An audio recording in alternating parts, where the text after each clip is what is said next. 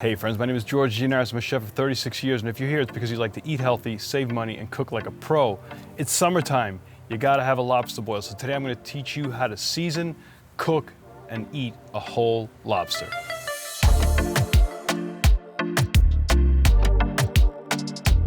The fresher the lobsters are, the better they taste. That's why it's best to eat them where they're harvested, and the ideal way to cook them is in seawater. If you do cook the lobsters in seawater, make sure you bring the water to a rapid boil for 10 minutes. Here I'm using fresh water, slightly less than half a gallon of water or 1.75 liters per lobster. I'm cooking 7 lobsters. For each lobster, you're going to add 1 stalk of organic celery and half an organic carrot, roughly 1/4 of an organic lemon per lobster.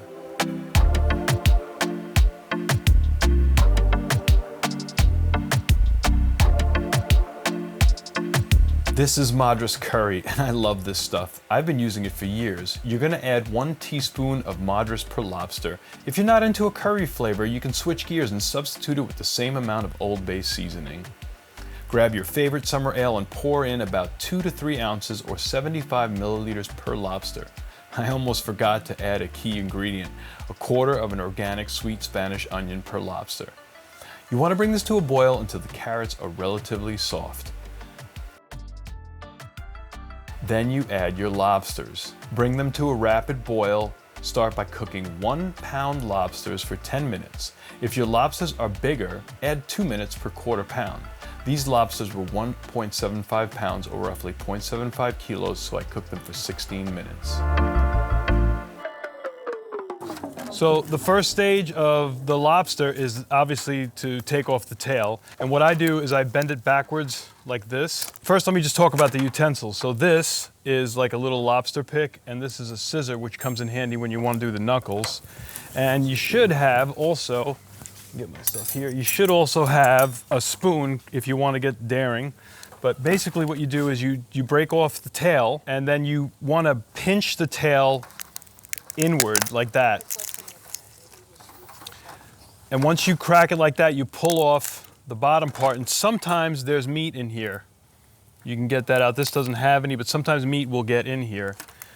And then you bend back the shell on the tail in the opposite direction. And when you're done, you'll have a tail like this. And there's a flap here. You want to pull that back. And then you want to devein it. There's a vein down the middle here. You don't want to eat that. So that's the first stage. The second stage is to obviously take off the rubber bands, which evolved onto the lobster claws. You want to break the claw right at the knuckle. And then you take your lobster cracker and you come up about 1 inch from the bottom and you crack it and you break it off like that. You peel that back. What I do is I bend the hinged portion of the claw up like that. And you want to slide out, there's a cartilage in there that comes out. Sometimes it'll stain like it just did like that.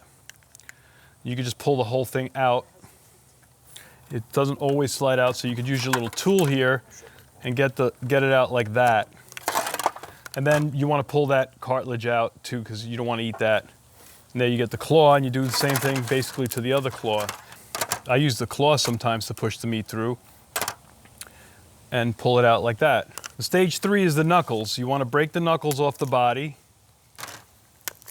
And that's where the scissor comes in handy. It's optional, but I recommend you get it because this thin part of the knuckle here is kind of hard to break because it's very flexible. This part, the top part of the knuckle is easy to break.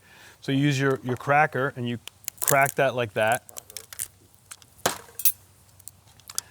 And then you use your scissors to cut through that. It makes it easier.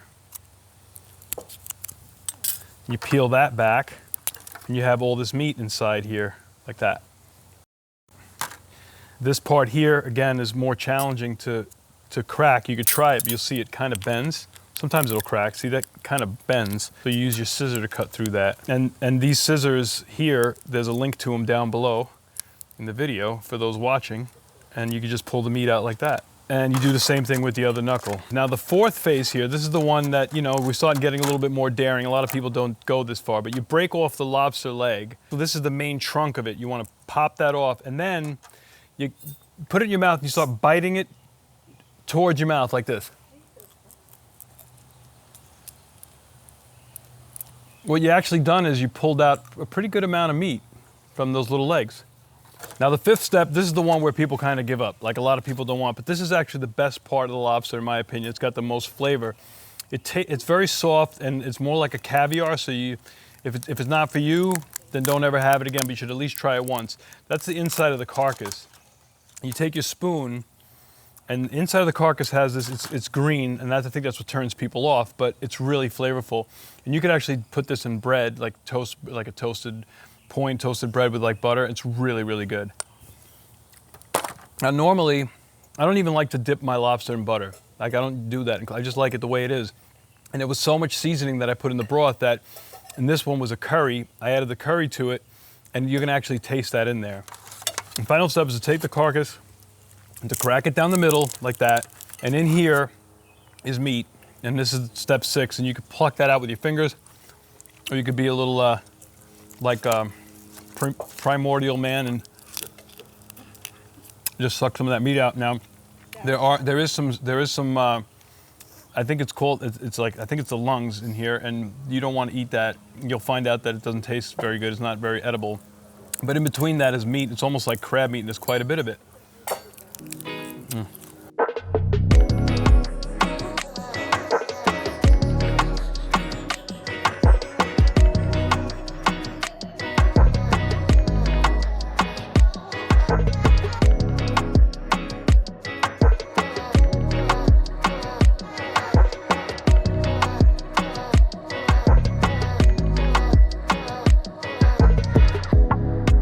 How do you prepare your lobster? Leave a comment down below, like this video, share it on social media, and we'll see you again soon.